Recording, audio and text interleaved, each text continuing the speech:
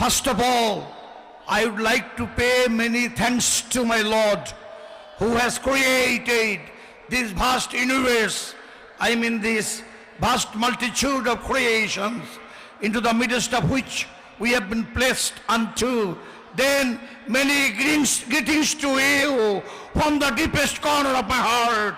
All the law enforcing agencies, civil administration, police administration, cross section of all categories of people.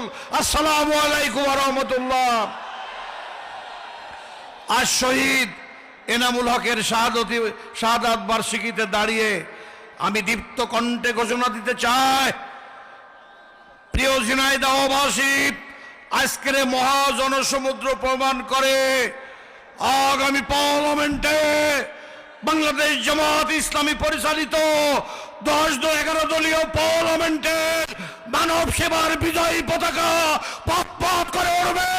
বাংলার প্রতিটা জনপদে অসহায় মানুষ মুক্তির পথ খুঁজে পাবে ইনশাআল্লাহ।